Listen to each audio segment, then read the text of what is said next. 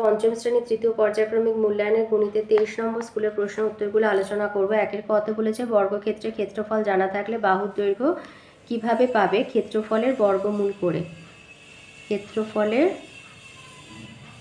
বর্গমূল করে পাওয়া যাবে। ক্ষতে বলেছে সমবাহু ত্রিভুজের প্রতিটা কোণের মান কত? 60 ডিগ্রি। গতে দিয়েছে চিত্রলেখ বলতে কি বোঝো? চিত্রের মাধ্যমে তথ্য উপস্থাপন করাকে চিত্রলেখ বলে। চিত্রের মাধ্যমে তথ্য উপস্থাপন করাকে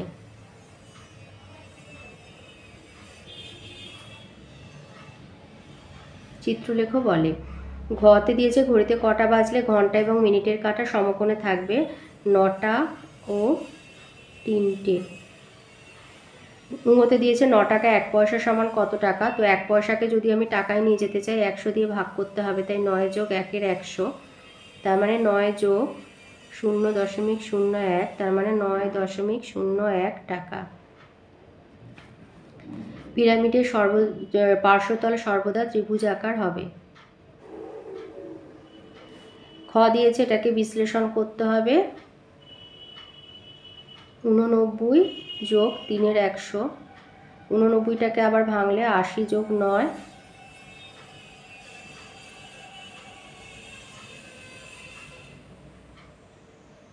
না 89 যোগ 0.03, তাহলে কথায় হবে 89.3%।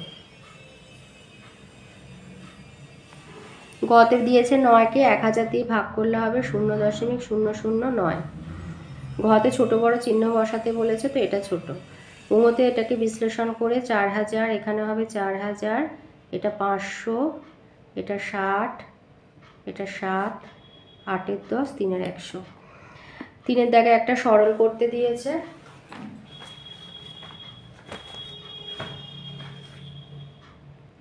তো প্রথমে প্রথম বন্ধনীর কাজগুলো আগে করে নেব। 100 বিয়োগ 10 গুণ 2 বিয়োগ 100 ভাগ 10 গুণ 2। এবারে ভাগের কাজটা আগে করব। 100কে 10 দিয়ে ভাগ করলে 2 গুণ 20, আর এখানেও ভাগের কাজটা করে নেব। 10 গুণ 2, তাহলে 20 বিয়োগ 20 সমান হবে 0। 4 দিয়েছে ছোট থেকে বড় সাজাতে। তো দেখো এখানে সবগুলোই কিন্তু 3 অঙ্কের সংখ্যা, তাহলে সবার ছোট হচ্ছে এইটা কিন্তু, তাহলে 6.006। সবার ছোট তার থেকে বড় আসছে এইটা 6.066, আর সবার শেষে আসবে 6.606। 5 দিয়েছে একটি বর্গক্ষেত্রের ক্ষেত্রফল 169 বর্গ সেমি হলে বাহুর দৈর্ঘ্য কত হবে? 169 মানে 13 গুণ 13, তো 169-এর বর্গমূল করলে পাবো 13 সেমি, তাহলে একটা বাহুর দৈর্ঘ্য হবে 13 সেমি।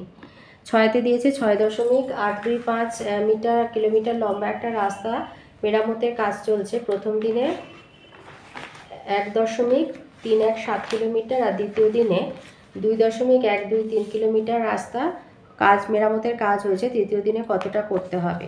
তাহলে প্রথম এবং দ্বিতীয় দিনে মোট রাস্তা তৈরি হয়েছে, ওই দুটো যোগ করে দেবে, যোগ করলে হবে 3.440 কিলোমিটার।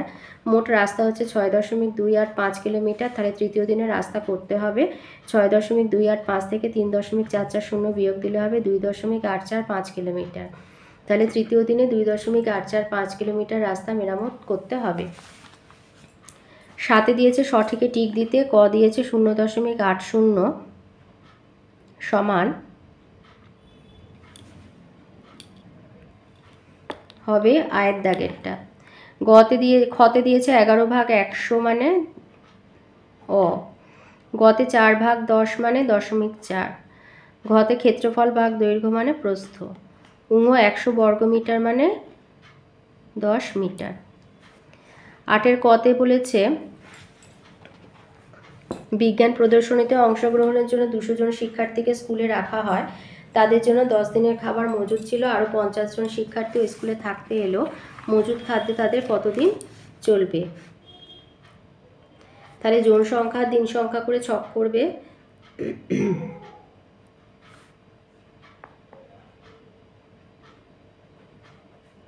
জন সংখ্যা দিন সংখ্যা ছক করবে। 200 জনের 10 দিন খাবার মজুদ ছিল, আরও 50 জন এলো, তাহলে এখন হচ্ছে 200 যোগ 50, 250 জনের কতদিন চলবে? তো এইভাবে লিখে নেবে। এবার লিখবে জন সংখ্যা আর দিন সংখ্যা ব্যস্ত সম্পর্ক।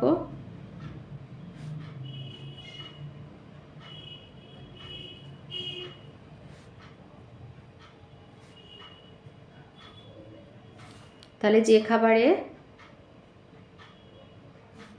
200 জনের চলে 10 দিন, একজনের চলবে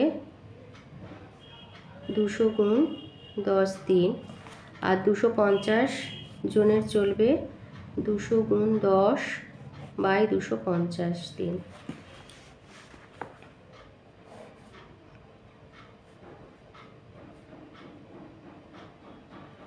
তাহলে 25 এটা কেটে 8 সমান হচ্ছে 8 দিন।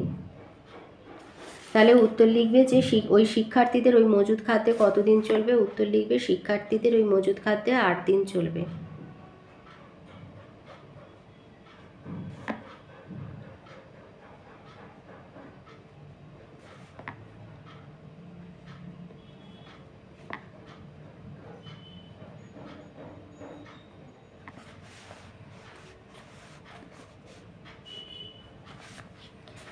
খতে দিয়েছে 15 জন লোক 20 দিনে 1200 টাকা আয় করে, 75 জন লোক 5 দিনে কত টাকা আয় করবে। তাহলে জন সংখ্যা, দিন সংখ্যা আর আয়।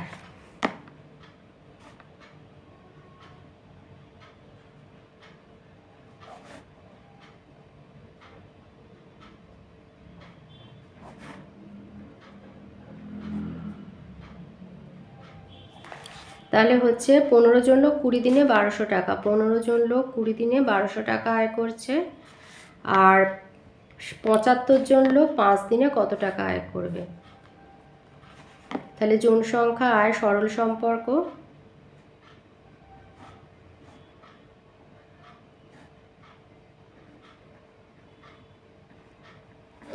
আর দিন সংখ্যা আয় সরল সম্পর্ক।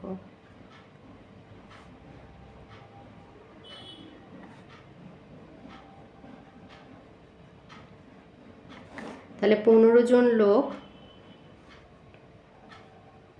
20 দিনে আয় করে 1200 টাকা, একজন লোক 20 দিনে কম আয় করবে 1200, আবার একজন লোক 20 দিনে যা আয় করবে একদিনে তার থেকে কম আয় করবে।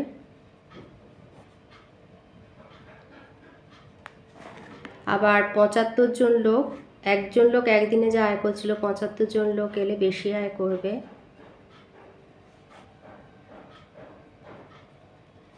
আবার 75 জন লোক একদিনে যা আয় করছিল 5 দিনে গেলে বেশি আয় করবে।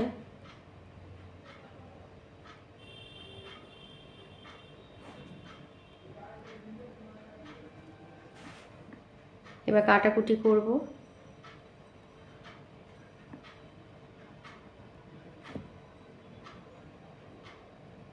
শূন্য শূন্য কেটে গেল, এটা 2, এটা কাটলে হচ্ছে 60, আর এটা কাটলে 3, 3 আর 60 কাটলে 20, তাহলে 75 গুণ 20, তার মানে হচ্ছে 0, 5 দুগুণে 10-এর 0, 7 দুগুণে 14, একে 1500 টাকা।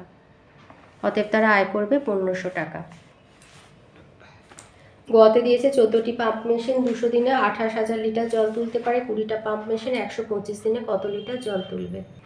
তো লিখবে মেশিন সংখ্যা, দিন সংখ্যা, জলের পরিমাণ লিটার।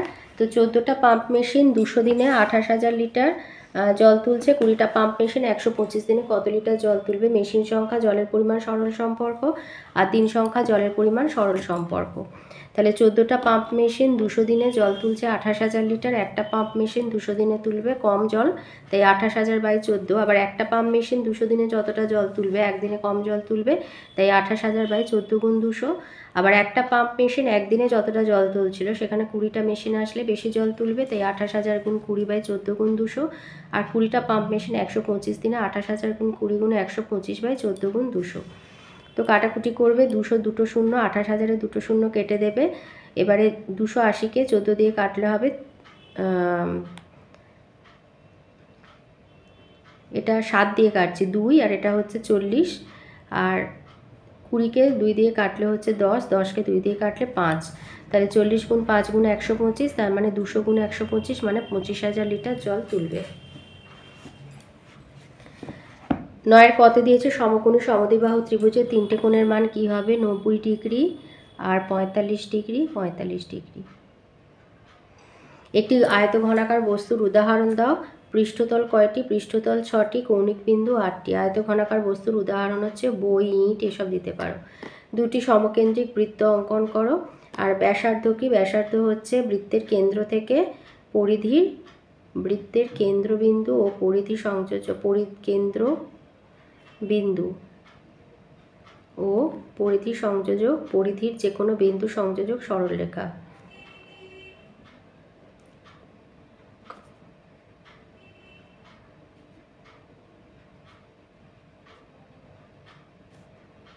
সরলরেখাকে ব্যাসার্ধ বলে। আর সমকেন্দ্রিক বৃত্ত, তো সমকেন্দ্রিক বৃত্ত এইভাবে আঁকবে, বিভিন্ন ব্যাসার্ধ নিয়ে একটা কেন্দ্রকে একটা রাখবে আর ব্যাসার্ধ আলাদা আলাদা নিয়ে বৃত্ত আঁকবে। এটা 10-এ দিয়েছে ফুলিয়ার এক তাঁতের শাড়ি, তাঁতের তৈরি শাড়ির সংখ্যার 6 মাসের তালিকা দেওয়া হয়েছে, চিত্রলেখা অঙ্কন করো। প্রতি 10টি শাড়ির জন্য এই চিহ্নটা ব্যবহার করবে।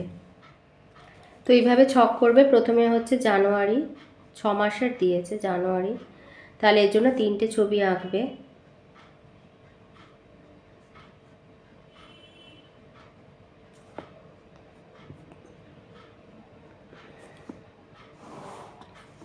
ফেব্রুয়ারিতে আছে 25টি,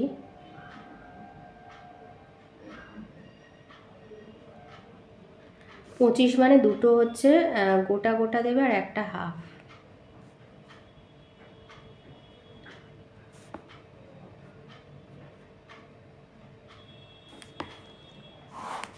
মার্চ মাসে 60 মানে 6টা।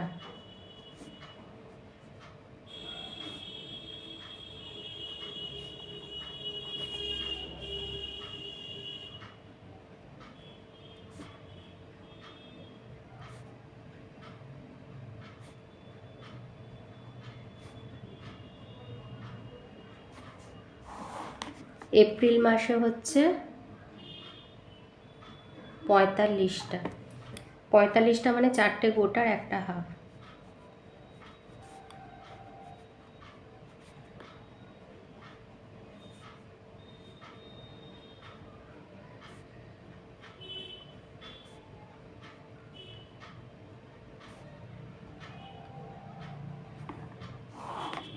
মে মাসে 50টা মানে গোটা গোটা 5টা।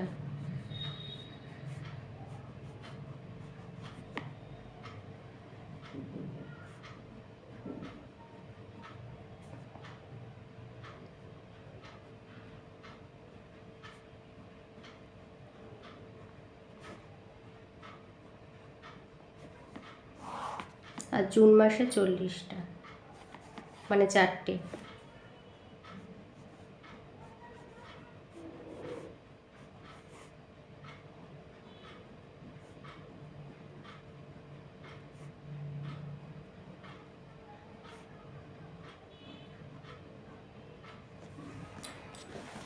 এইভাবে চিত্রলেখাটা সম্পূর্ণ করে নেবে।